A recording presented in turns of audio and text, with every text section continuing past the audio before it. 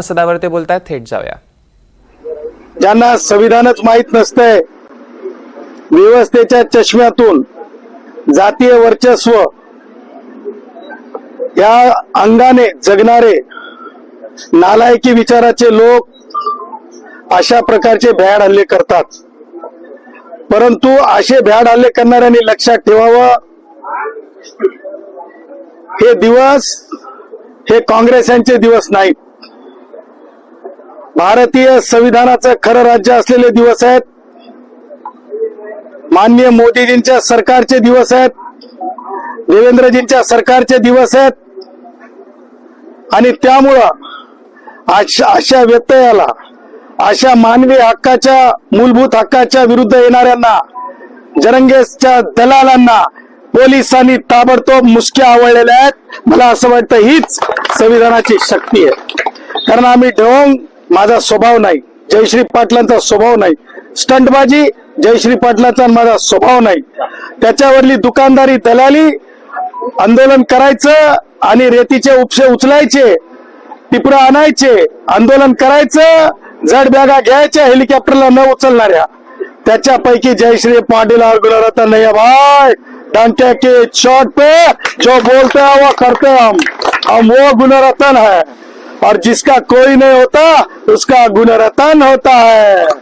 और इसीलिए आज आपने देखा है कि अंतरवली सराठी के जो ज्या लोकांना सन्मानानं पाहिलं जाते, त्याचबरोबर अनेक गावचे माजी सरपंच, त्याचबरोबर रमेशरावजी जोशी, त्यांचे कुटुंब, ओबीसीचे व्यापारी, त्याचबरोबर वेगवेगळ्या म्हणजे याचे धर्माचे, कोळी समाजाचे वेगवेगळे नेते, ह्या लोकांनी प्रचंड स्वागत केलेलं आहे.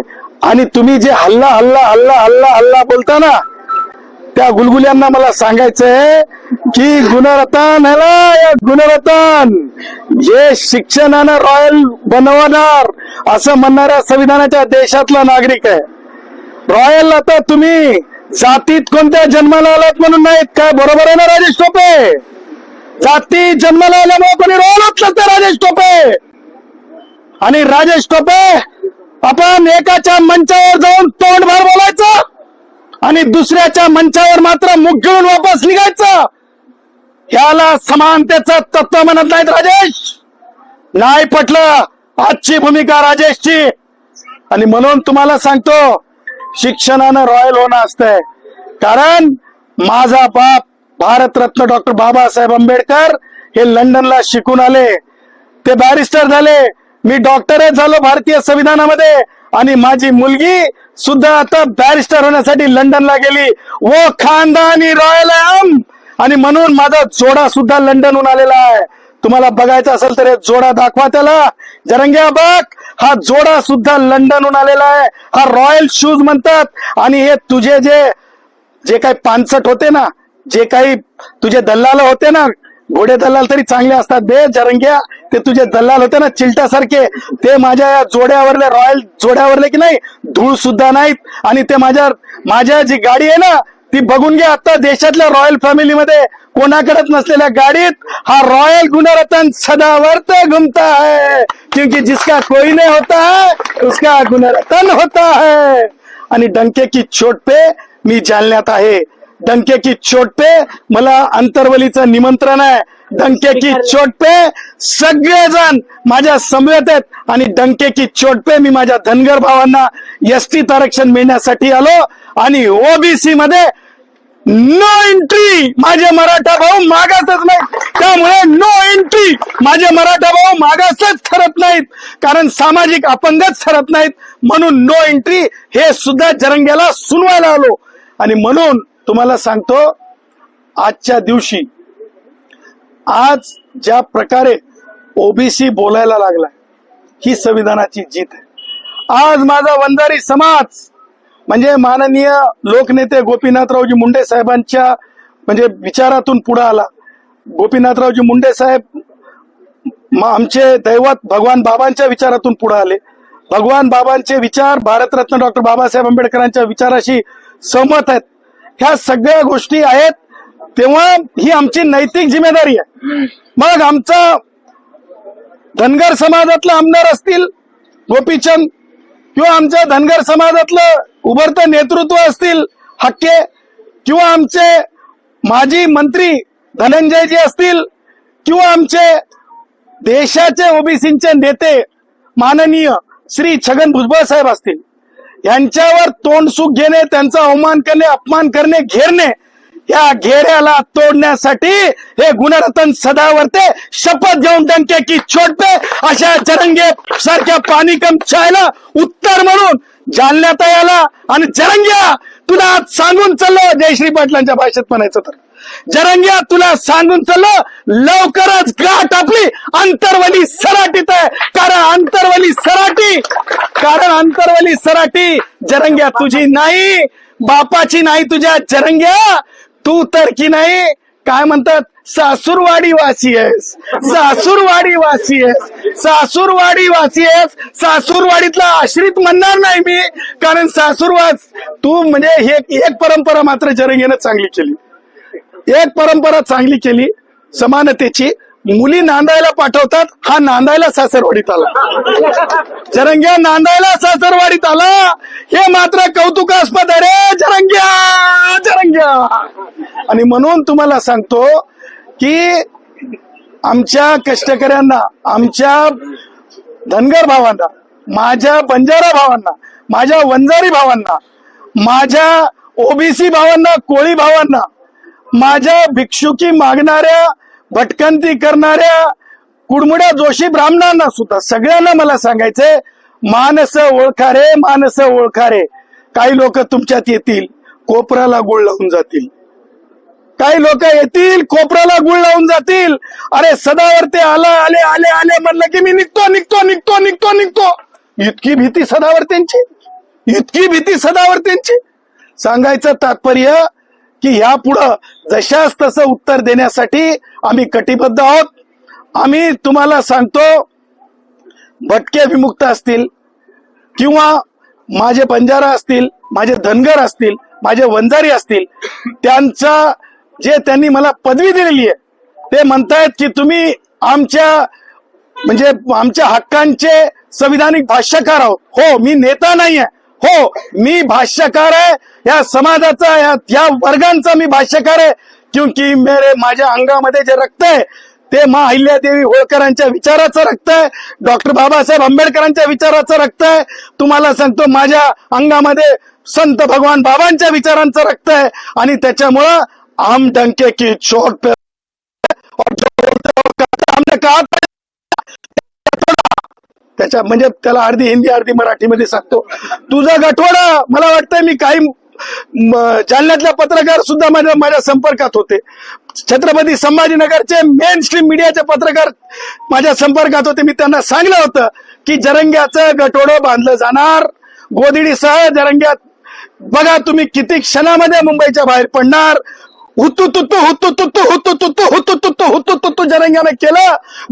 त्याला माहित होतं आता गबा एकत्र करायचंय आणि गुंडाळून अंतरवलीगड सासूरवाडी वासी असलेल्या जरंग्याला तिकडे निघायचंय. जरंग्यानं ढोंग केलं, मराठा भावांची फसवणूक केली. त्याचबरोबर जरंग्यानं दोन समाजात तेढ निर्माण करण्याचं जे काही चालवलेलं सत्र आहे, जे काही जरंग्या आमच्या म्हणजे श्रद्धेय लोकांवर बोलत आहे, मला असं म्हणायचंय की शरद पवार उत्तर द्यायचं. माननीय मंत्री छगन भुजबळ साहेबांना जरंग्या हाणून पाडून बोलला, ह्या बाबतीमध्ये तुम्हाला झळ का लागली नाही? शरद पवार राष्ट्रवादी काँग्रेसचे वयोवृद्ध पुढारी, तुम्हाला झळ का लागली? तुमच्या मराठ्याच्या एखाद्या पुढाऱ्याला माझ्या अनेक वर्ष अनेक दशक ज्यांनी सोसलं, असे जेव्हा माझे हक्के, माझे पडळकर जेव्हा बोलतात, माझ्या रक्ताचे मांसाचे आमच्या हाडाचे, राजकारणाचे नाही, माझ्या रक्ताचे मांसाचे हाडाचे, तेव्हा तुमचा फोन कसा उचलला गेला. परंतु माझ्या भुजबळांवर, आमच्या भुजबळांवर जेव्हा बोललं जातंय तेव्हा तुम्हाला झळका लागत नाही, असा प्रश्न मी उपस्थित करतो.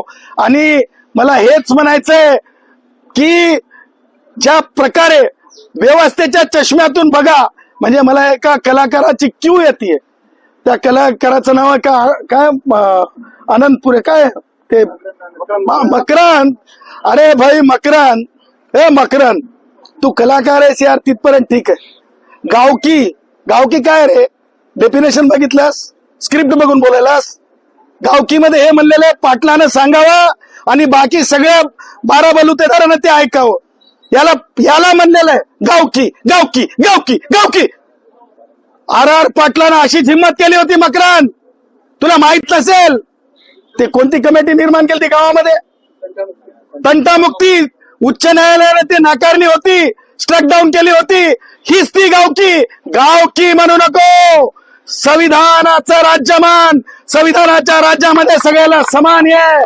त्याच्यामुळे मला मकरांच्या अकलेची क्यू म्हणण्यापेक्षा मकरनला मला असं वाटतंय की कलाकार आहे ना, स्क्रिप्टवर बोलून बोलून बोलून आमच्यासारखे कमी असतात. बिग बॉस मध्ये मी खरं खरं बोलतात आणि बाहेर कला असो की कला म्हणजे स्क्रीनवर असो की नसो, पण आम्ही जे आहे ते रोकठोक बोलतो, डंके की छोट पे बोलतो.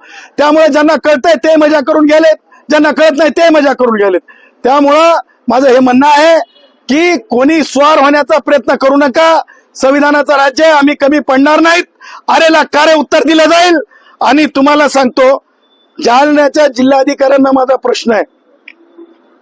जिल्हाधिकारी महोदय, आपसे मैं गुजारिश करना चाहता हूं, I humbly request you, what you have taken an oath while entering into the office of UPSC and entering as a collector office. I just want to remember you. You should not discriminate anyone. I'm not alleging anything, but I am requesting you, a person from a tribal community, he's asking for a justice. He's sitting for 4 days on a hunger strike. Is it not your responsibility to visit him? Is it not a citizen? He's not a citizen. मी तीच गोष्ट हिंदी मराठीतूनही सांगतो. मी जिल्हाधिकाऱ्यांना विनंती करतो की एका मागासवर्गीय भटक्या समाजातला माणूस आज 4 दिवसापासून उपवासाला आहे, त्याला न भेट देणं हे कलेक्टरांच्या शिस्त आवेदन पद्धतीला उचित नाही आहे. म्हणून मी जिल्हाधिकारी महोदया मॅडमला विनंती करत आहे की त्या तातडीने त्यांनी त्यांचे अधिकार एक्झरसाइज करावेत, चर्चेची सुरुवात करावी, न्याय देण्यासाठी पुढाकार घ्यावा. न्याय सरकार देत असते, परंतु मध्यस्थी करणं हे एक्झिक्युटिव्ह डोमेन मधलं कर्तव्य आहे. त्यामुळे मी थोडासा निराश आहे. जिल्हाधिकारी महोदया लवकरात लवकर स्टेप्स घेतील अशी अपेक्षा व्यक्त करतो. त्यासोबतच आज मला आपल्या माध्यमातून एक महत्वाची गोष्ट बोलायची आहे. ती अशी आहे की प्रचंड पाऊस झालेला आहे. पाऊस होऊन नुसता ओला दुष्काळ नाही आहे, तर याला आपण राष्ट्रीय आपत्ती म्हणून माननीय मुख्यमंत्री महोदयांनी सर्व पक्षीय लोकांना बोलावून एक शिष्टमंडळ माननीय पंतप्रधान महोदयांकडे न्यावं आणि पंतप्रधान महोदयांकडे नेऊन ही राष्ट्रीय आपत्ती जाहीर करावी. त्याचं कारण असं आहे की नुसती शेती नापिकी झालेली नाही, तर शेतीमधला जो हे निघून गेलेला आहे, जो म्हणजे ज्याला म्हणतो आपण की शेतीतला जो म्हणजे सुपीकता म्हणा किंवा माती वाहून गेलेली आहे आणि बऱ्याचशा प्रमाणामध्ये म्हणजे भविष्यात सुद्धा काही महिने काही पिकांवर परिणाम होणार आहे. हे सगळं लक्षात घेता जे आहे म्हणजे राष्ट्रीय आपत्ती जाहीर करून मोठा मोबदला जे सरकारला इतर डिझास्टर मॅनेजमेंट मध्ये दिलं जात आहे तशा प्रकारचा द्यावा. आणि मला असं वाटतं सन्माननीय मंत्री आपत्ती व्यवस्थापन मंत्री मान्य गिरीश महाजन साहेबांनी या बाबतीमध्ये लक्ष घालावं अशी देखील मी त्यांना विनंती करतो. त्याचबरोबर मान्य बावनकुळे साहेबांना ज्या प्रकारे आमच्या 2 चर्चेच्या फेरी झालेल्या आहेत आणि त्याच्यामध्ये आम्ही असं म्हणालो विनंती केलेली आहे की नापिकीमध्ये केवळ शेतकऱ्यांना जे आहे म्हणजे हे मिळतंय, नुकसान भरपाई मिळते, परंतु माझा धनगर असेल, माझा कोळी असेल,